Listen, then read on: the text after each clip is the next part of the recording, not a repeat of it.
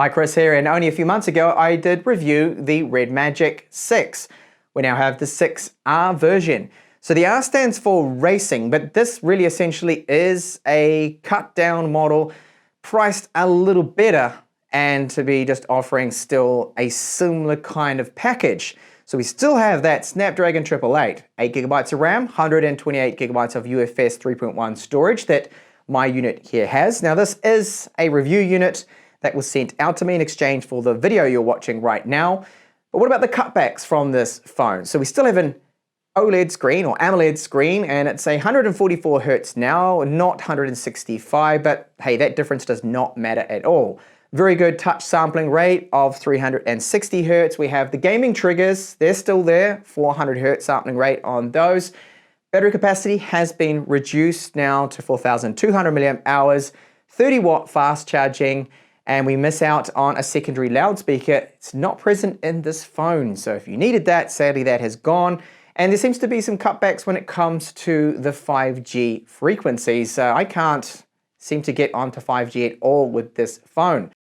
Inside the box, you will find a Type A to Type C USB cable, a 3.5mm to Type-C adapter, so no 3.5mm support on this particular phone, a clear TPU case. Our charger is 20 watts maximum. It does actually support the phone though up to 65, a warranty card, and a quick start guide. We've got a less of a gamer look with this new phone here from Red Magic. So the 6R, the R stands for racing. Now slightly smaller screen here. This one is 6.67 inches. It is an AMOLED screen, maximum brightness of measured to be about 750 nits. And it can be made out in direct sunlight. So gone is that real gamer look to the previous that we had with the previous models, okay? So it's a more simplistic. Okay, there's just a few little things on here, the Red Magic logo there, but it looks a lot more basic. So this phone, the weight is not too bad. So when it is under 200 grams, I'm pretty much happy with considering the size of the screen on this one. So it is 188 grams according to my scales, and you're looking at approximately 8mm the thickness of this one. So gone on the left and right side are the intake and exit vents for the internal little fan. So no longer is it fan cooled. So we have a metal frame around the outside. We've got a curvature to it right here. And you can see on this side, we've got the gaming triggers. So they are still here. The gaming triggers with the 4,000 megahertz sampling rate, and all made out of metal, those buttons. They have a good feel to them and easy access to that power button too when I'm holding it one-handed. Now the fingerprint unlocking speed on this one, very, very quick, and I have found it to be actually very good. This is, I would say, perfect. I've not had any issues. The accuracy is fine. I've only added my thumb just a single time with this one. So when the screen is off, you can see the front-facing 16 megapixel camera. It's got that ring around it like what Samsung does. And yeah, I wish they didn't do this. It would be just better to have this black, and it wouldn't stand out as much having the cutout there for the front-facing camera. Speaking of cameras, on the rear here, so we have a 64 megapixel sensor, just like the previous models, no real changes here. 2 megapixel depth camera, 5 megapixel macro, and 8 megapixel ultra wide, which is the weakest camera of the setup here with it. So I wish they'd gone and just changed the cameras a little bit, given us a better ultra wide, perhaps put a better main camera on there, but no changes here from them at all. So down the bottom, we have just a single loudspeaker, so no more secondary loudspeaker. They used to be very powerful. They are in the Realme 6 series and even the 5 models. So this is a disappointment that we've lost that. Of course, no micro SD card support with the SIM tray here. It just supports dual nano SIMs. The Type-C port, thankfully, we didn't lose this feature, so it does support display out, which is a cloning feature, and that's good to have in a gaming phone. But in a gaming phone, I would love to have a 3.5mm headphone jack. It's just much more immersive and a lot better for games, especially like PUBG, gaming with a headset. And, well, you're going to have to use Bluetooth because we don't have that here with this phone. So it's just a secondary mic up here and then some antenna lines. Overall build quality of this phone, I do like it. It is solid, it's fine, and I do like the fact that it is not so much of a standout gamer look to it anymore.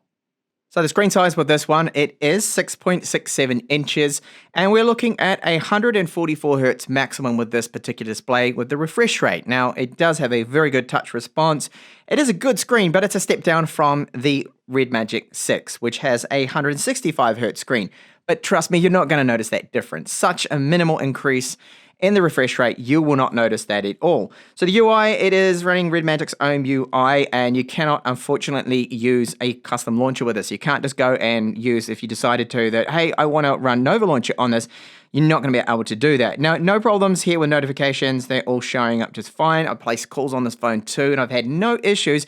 And I haven't really had any problems with bugs. I've had a couple of little UI glitches, but so far it has been quite smooth and very, very fast. So great performance this phone, as you'll see later on from the synthetic benchmarks too. So with the display, we've got dark mode, of course. You've got a lot of different options there, screen preferences. You can change all of this and tweak it to you how you like it. But what is missing is DC dimming, which would have been really nice. Now, the refresh rate, I find a good balance is 90 Hertz. I'm very fond of this because it's the good and real perfect balance between battery life and a fluid UI. But of course, you can force and override 144 Hertz.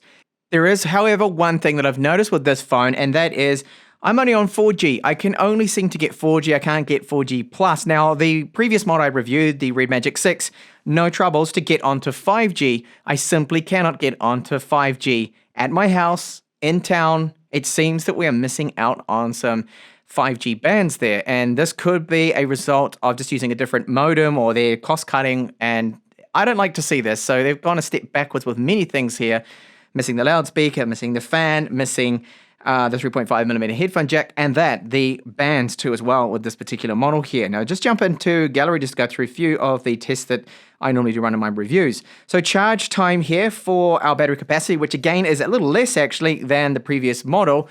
You're looking at from 10% to 100%, 49 minutes. That's not bad. I mean, under an hour for me is great in my books. Not a problem there too.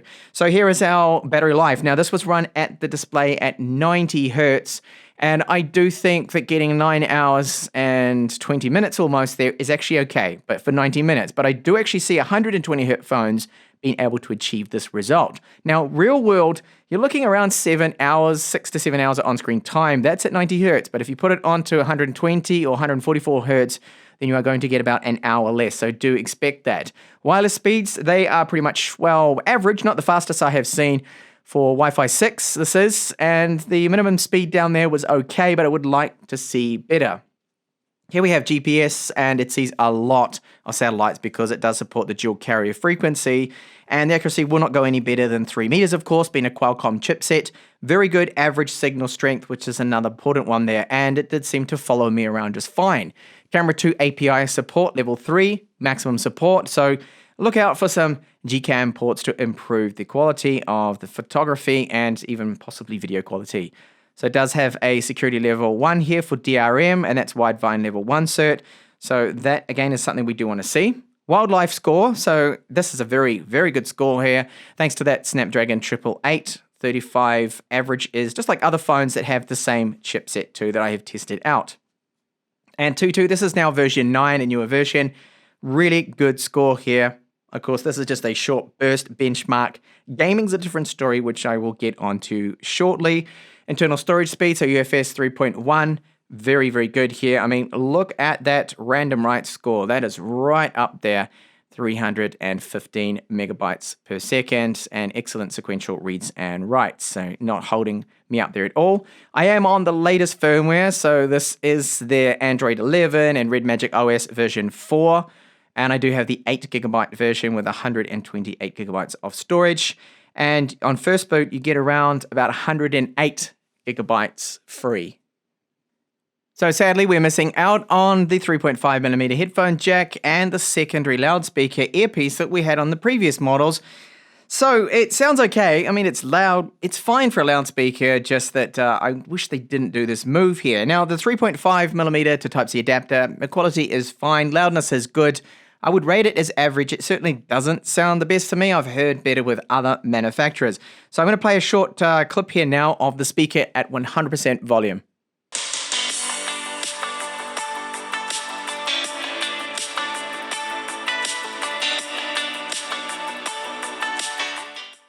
Now, the gaming performance is exactly what you'd expect for a Snapdragon 888 with 8GB of RAM.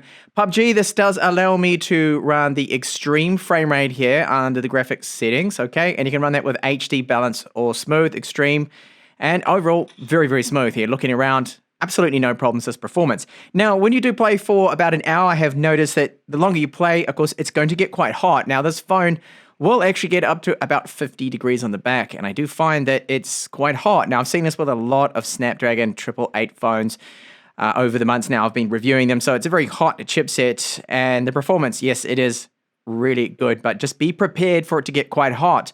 And that 50 degrees Celsius, that's without the case on. So with it on, it is going to probably get even 2 or 3 degrees hotter than that. So like the other phones, we've got game space here, so this is where you can have a hub, but we used to have the switch to get into the game space, and that was a little bit easier to turn it on and off. Now it is simply done via toggles here, so when you swipe down from the top, you can turn it on or off.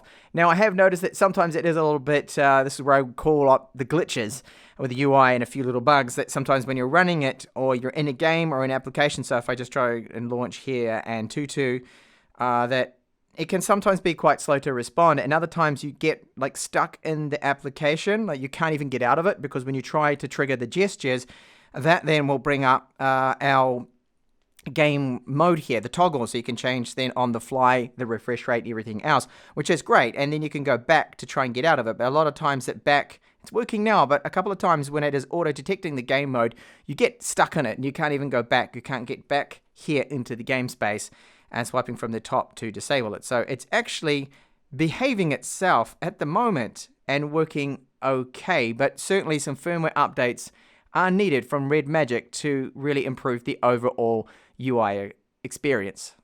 And I'll show you how to set up those gaming triggers, which are at the top, and they're very good to use, especially in a game like this, like Call of Duty or PUBG, which is this game, of course, right here. So swiping here from the side, you can bring up, again, that menu, and you've got shoulder triggers. I have that enabled. So all you need to do is just drag the overlay for the left and right triggers to where you want it to be. So, for example, I want the right trigger to look down the sights and left to shoot. You can adjust the sensitivity. You've got the vibration there. So the haptic motor in this particular phone isn't too bad. I mean, it's reasonable kind of strength. So then I just close that. It has saved that. And this is per game setting, okay? So we'll save it for the games. And then now I can just simply tap here. So watch when I tap the right, look down the sights, and to fire. This is very, very easy and really quick to do it. And of course, it does have that high sample rate of 400 megahertz, meaning it's very, very quick to respond. And I do find it's great for a game like this. And moving over to the camera performance here. So first up, video with the Red Magic 6R. Vlog footage with the front-facing camera. Sadly, as you can see, it shakes around all over the place and it does not have any electronic image stabilization. 1080p a maximum, so you can't shoot 4K, which I think flagship should definitely have 4K. So as I walk ahead, it shakes all over the place. You really do need a gimbal. Now, stepping into the sun, the exposure changes here with the automatic exposure don't seem to be too bad.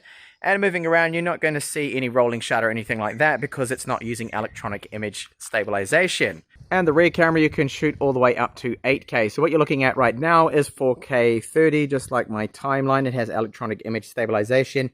So as I walk ahead, it's, well, reasonably steady, but it's certainly not the best I have seen. Now, the weakness really of this phone is probably the cameras. I mean, they're not the best out there. Are they the same as other flagships? No. It does fall behind a little bit on that. So a quick little jog ahead, just testing out that stabilization. And you can see it's okay. It's definitely doing something. Now, this camera, the 64 megapixel one here, does not have any optical image stabilization. It's all electronic.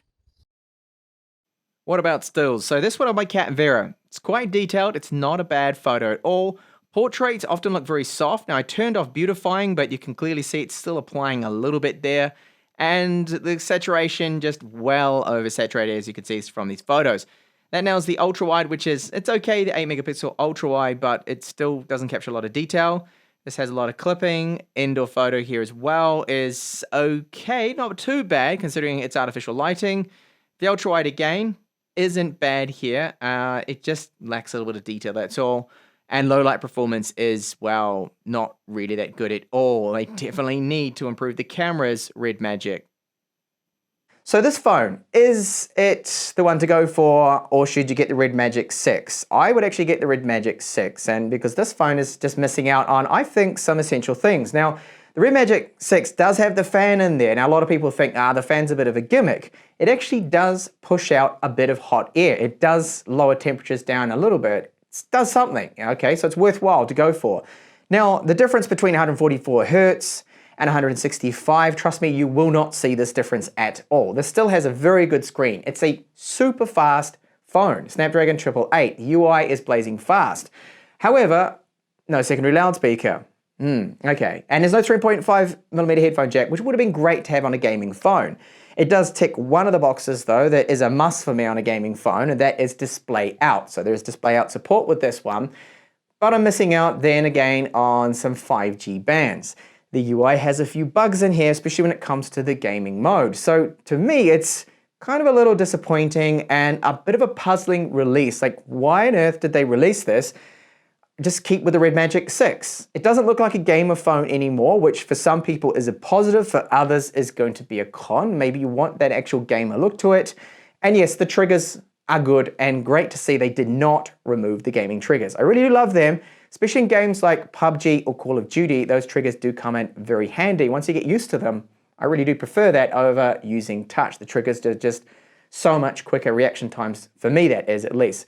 So thank you so much for watching my review here of the Red Magic 6R. I can't actually recommend it. I would get the Red Magic 6 if you're into your gaming phones. So do subscribe and like, of course, if you like this video, and I will catch you in the next one.